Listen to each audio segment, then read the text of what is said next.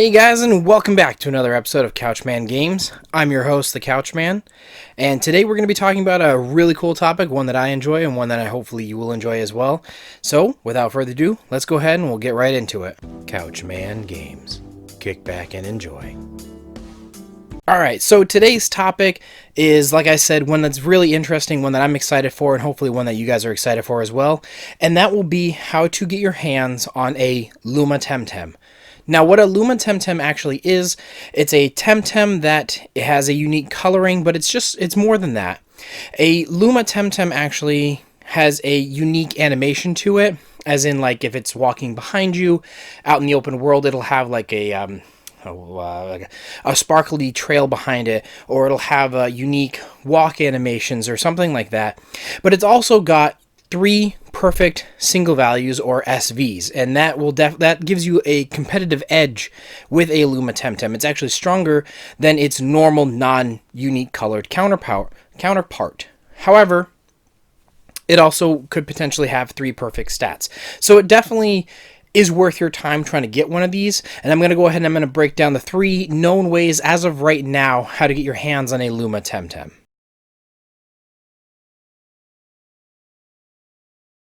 Alright, so the first of the 3 ways to get your hands on a Luma Temtem is to simply outright catch the thing. So, out in the wild, if you're out roaming around, you have a chance, a very, very, very small chance to find a Luma Temtem. And that chance is a 1 in 6,000 chance. That's right, a 6 and 3 zeros. A 1 in 6,000 chance.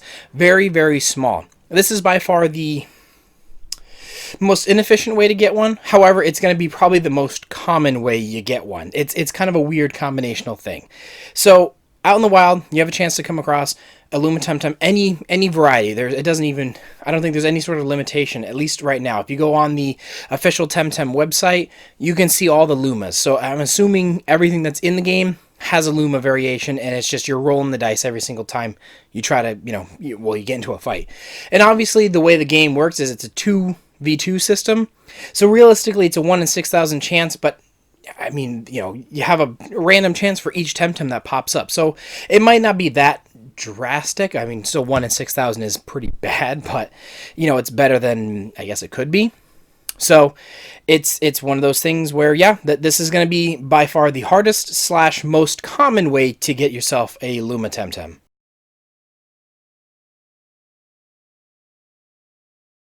Now, the next way to get your hands on a Luma Temtem would simply be to breed one, to hatch one.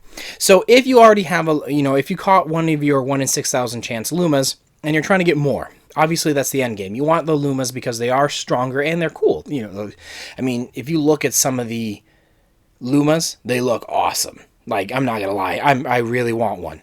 So if you have a single Luma Temtem and you breed it with a non-Luma Temtem, you have a 1 in 600 chance of breeding a Luma Temtem. Not bad. That's significantly lower than just try to catch one out in the wild. However, one thing to be aware of is the Temtem have a limited number of times they can breed. It kind of is a cap. You have a branch icon on the Temtem's page, and it shows you how many times they can be bred before they are no longer able to be bred. So this significantly reduces your chance. So it's a 1 in 600, but then you have a limited number of times you can do it. The next way is if you have 2 Luma Temtems. Now, if you breed one and you caught one, good for you. If you breed them together, you have a 1 in 60 chance. That is by far the best ratio you're going to get for getting yourself a Luma, is if you have to, breed them together while you got them, because, like I said, it's going to be the most efficient way to get your hands on one.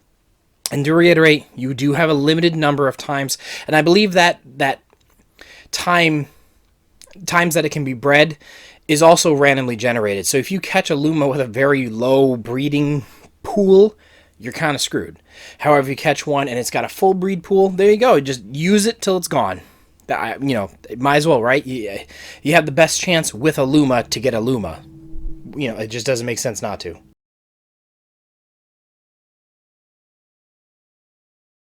Alright, so the third and final way to get your hands on a Luma Temtem is probably the one that most people don't even think about, is to trade for one. In all reality, this is a Pokemon clone-esque game. you can trade. You can trade with another, another tamer out in the wild. If they have a Luma that they really don't want and or don't understand the value of it, you can get yourself a Luma. And when I say you can, I mean, trade them something that's worth value, because Lumas, as I said before, they are stronger than their non-Luma counterpart. They have a competitive advantage. So if this person doesn't want one, or say like catches one and it's not one they really want at all, they're like, this throws off the equilibrium of my team, I don't care, trade them for it. Say, hey, what do you want for it? I'll take it off your hands, and then you can use that and breed that one Luma with a non-Luma. You have a 1 in 600 chance. I mean, you might as well. If it's a Temtem that's going to go to waste, why not use it? Use it to the best of your ability, get what you're trying to get out of it, and move on. It's the most unlikely, like I said, it's one that people might not even consider, but it is an option that's out there. Simply trade for one. If someone has one they don't want, ask them what they're asking for it. There you go. You got yourself a Luma. Alright guys, so that should just about do it for this video here. So hopefully you liked and learned something, and I broke down this as quickly and efficiently as possible, I believe. It's, like I said, there's only so many ways to get your hands on a Luma, but these are by far going to be the creme de la creme in this game. They're going to be a hot commodity. People want these because they have competitiveness, they have really cool animations, and everybody loves to show off. No matter what game you're playing. It could be World of Warcraft, Guild Wars, Temtem, don't matter. Whoever has the coolest set of armor, they're going to show it off because they worked for it. It's something you worked for. And to get a Luma, it's going to be something you work for. Now, realistically, unless you're actively trying to hunt down a Luma, you're probably going to stumble across one by accident. It's okay. No one's judging you. But the 3 ways, again, to catch one, to hatch one, to trade for one. It's one of those things where, it's good to know this information. So, alright guys, hopefully you enjoyed, and I will see you all next time. Couchman, out.